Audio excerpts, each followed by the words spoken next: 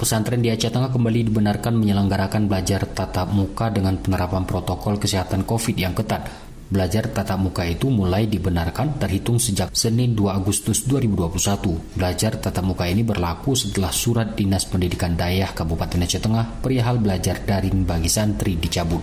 PLT Kepala Dinas Pendidikan Dayah Aceh Tengah Muslim kepada RRI Minggu mengatakan, belajar tatap muka di Dayah dibenarkan berdasarkan kesepakatan para pimpinan Dayah terhadap penerapan protokol kesehatan. Memang sih waktu di dalam surat kemarin itu pun kita tidak menyatakan tutup, hanya pembelajaran secara daring. Kata-kata penutupan tidak ada di situ. Cuman dengan keluarnya surat kita kemarin, otomatis surat yang kemarin itu berarti kan sudah batal, Pak, kan? Dirilis Satgas Penanganan Corona untuk Aceh Tengah pada Sabtu malam, jumlah positif COVID 803 orang, 115 dirawat, 646 sembuh, dan 42 orang dinyatakan meninggal dunia.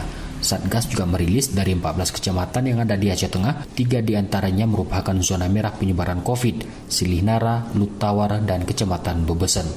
Muhammad Sanusi, RRI Takingon, melaporkan.